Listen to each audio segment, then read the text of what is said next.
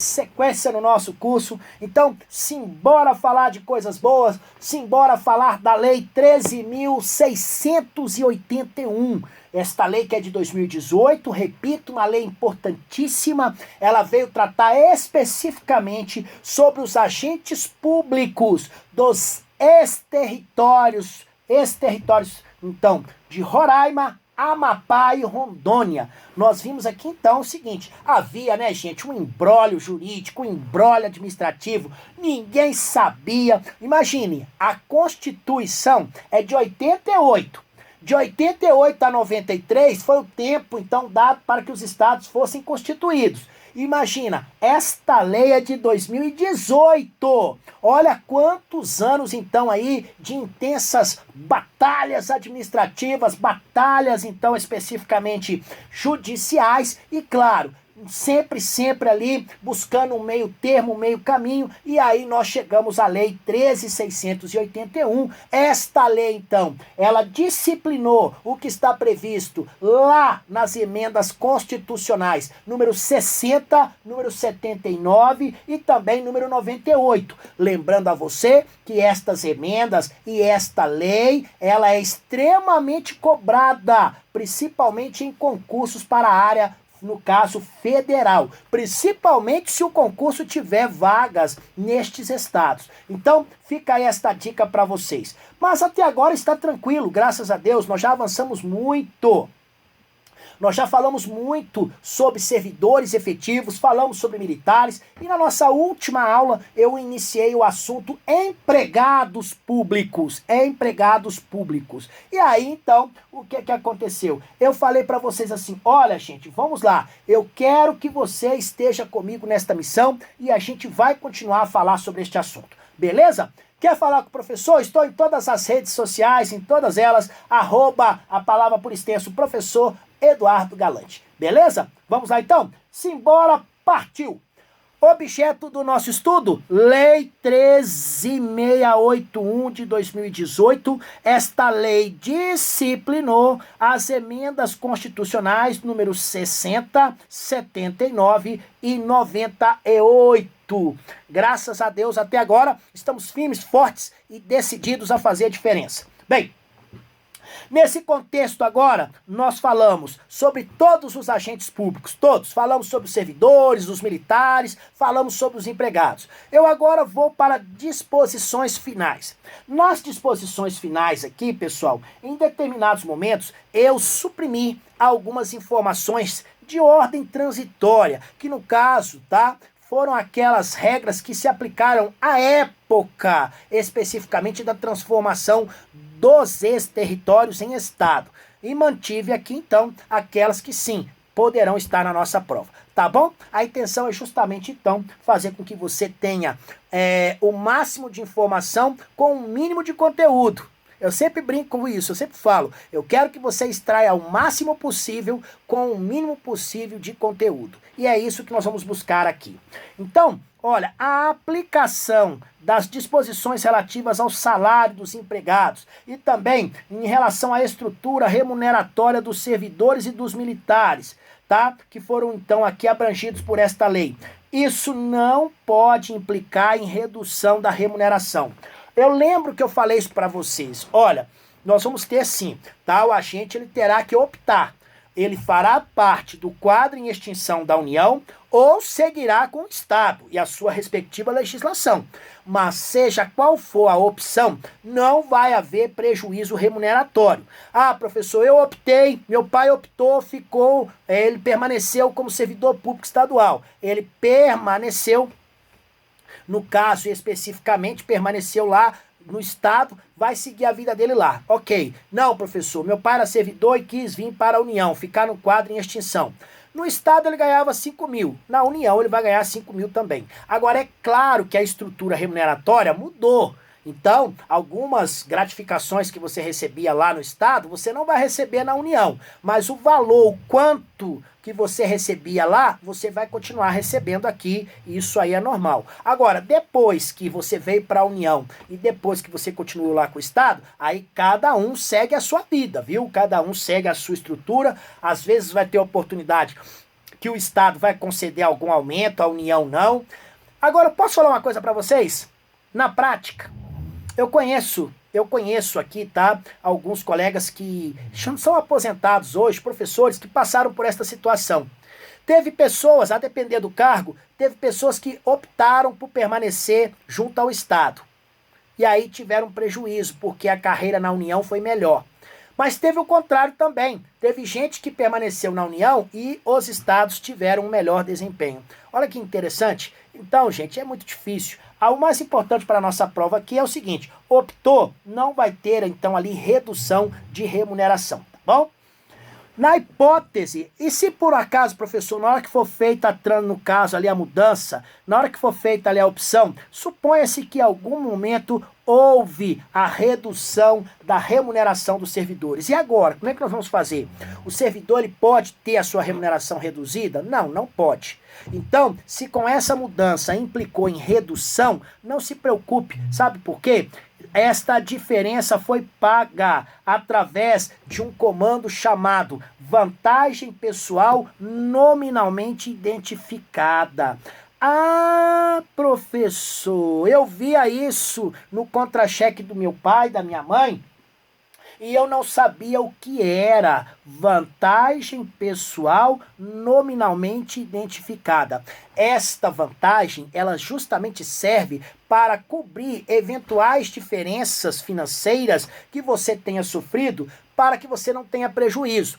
Ah, você era do Estado, recebia, né? Você estava lá no Estado, você recebia 5 mil. Você veio para o quadro em extinção da União, passou para 4.900. Ok, esses R$ 100 aí era pago para você através de vantagem nominalmente identificada. Ela tem caráter que provisório, porque no primeiro aumento que der a você, esse valor vai ser atingido. Então, ela tem natureza provisória, tá? E no caso ela era gradativamente absorvida por ocasião do desenvolvimento através da progressão e da promoção. Verdade, se você foi progredido, promovido, você certamente mudará de patamar remuneratório. Logo, terá cumprido esta atividade, tá bom?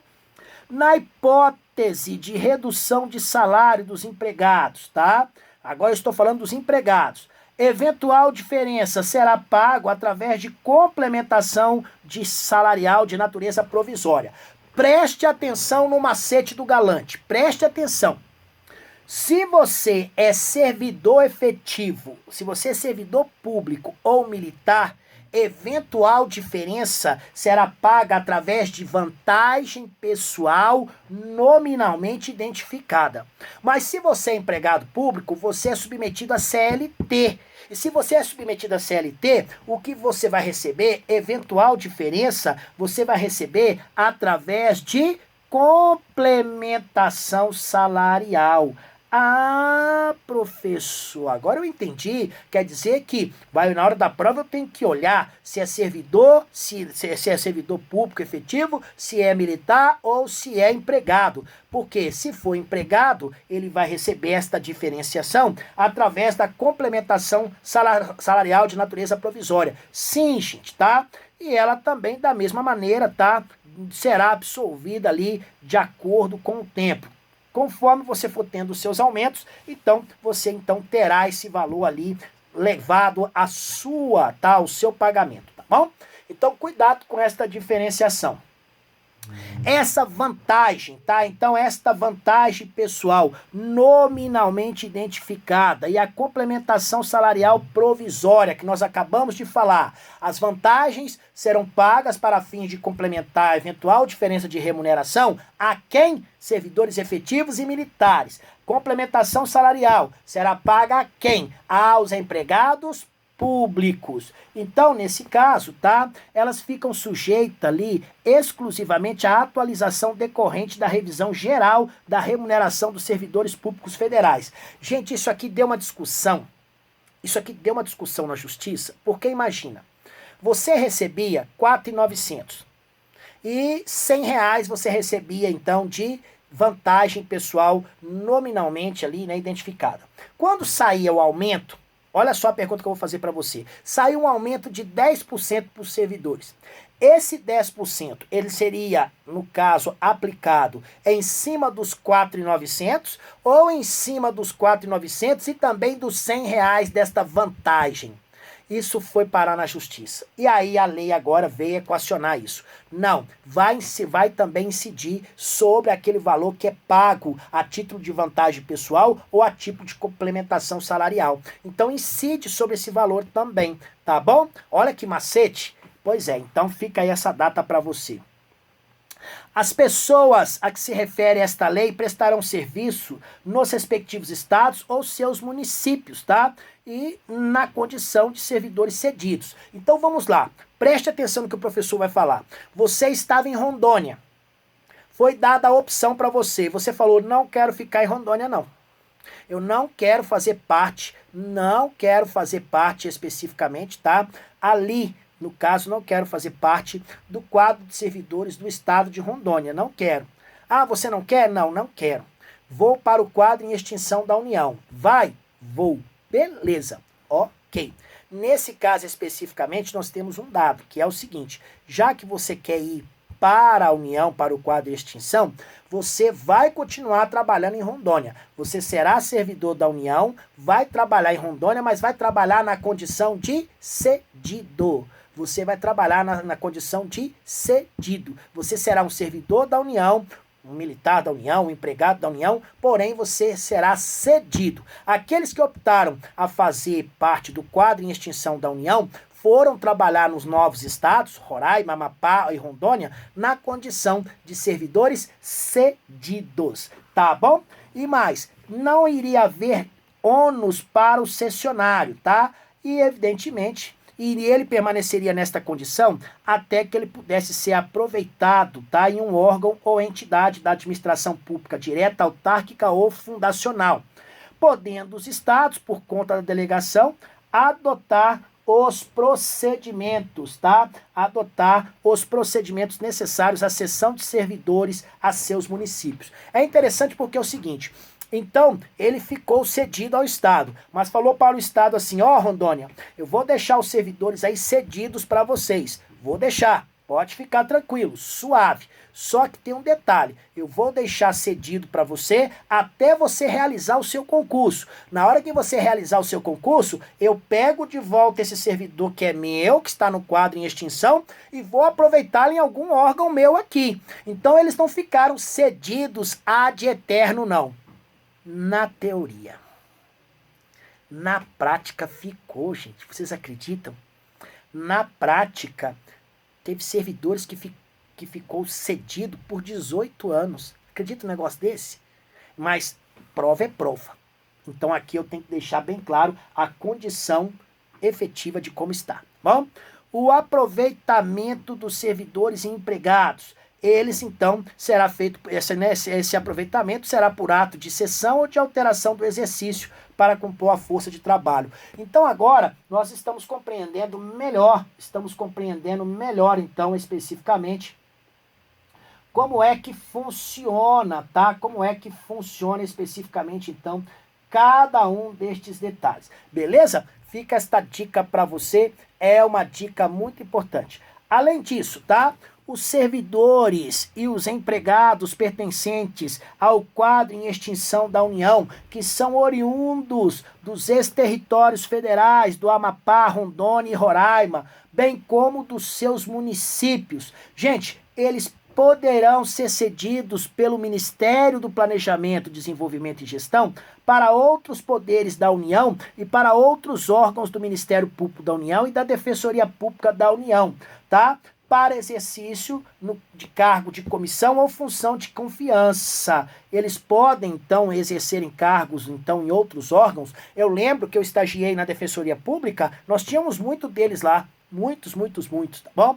Então, para a União, de certa forma, não foi ruim. Ela recebeu, então, ali servidores em condições de exercer, no caso ali, funções de confiança, funções de natureza especial, cargos comissionados, tá bom? Então, sim, eles poderiam sim ocupar cargos comissionados e funções, no caso ali, tá, de confiança. E o que eu acredito que possa estar na prova é justamente esse quesito. Justamente é esse quesito, ou seja, a possibilidade especificamente de você ter esta ideia, tá bom? Nesse caso, especificamente, tá? Especificamente, nós tivemos ali estas condições. Além disso, o Ministério do Planejamento, Desenvolvimento e Gestão, com a finalidade de auxiliar na composição da força de trabalho dos órgãos e entidade da administração pública federal, direta, autárquica ou fundacional e dos órgãos e entidades do Ministério Público da União, da Defensoria Pública e dos demais poderes da União, gente, eles poderiam, quando solicitado, promover a alteração de exercício de servidores públicos federais e empregados pertencentes ao quadro de extinção da União, oriundo dos ex-territórios, então, além dos seus municípios, sem que houvesse, então, prejuízo da remuneração. Para a nossa prova, então, o que eu quero que você guarde, tá? Primeira coisa que eu quero que você guarde, tá? Primeira coisa que eu quero que você guarde. Então, estes servidores oriundos destes locais, eles podem então exercer, essa é a ideia que eu quero que você guarde, podem exercer cargo em comissão ou função de confiança, pode exercer também aqui, houve a possibilidade desses órgãos, então, promover a alteração de exercício de servidores públicos federais e empregados pertencentes, então, ao quadro em extinção da União, oriundos dos ex-territórios federais do Amapá, Rondônia e Roraima. Tá bom? Então, não esqueçam destes detalhes, como eu disse a vocês, são importantes. Além disso, os servidores e empregados pertencentes ao quadro em extinção da União, tá? Então, vamos lá. Os servidores e empregados pertencentes ao quadro em extinção da União.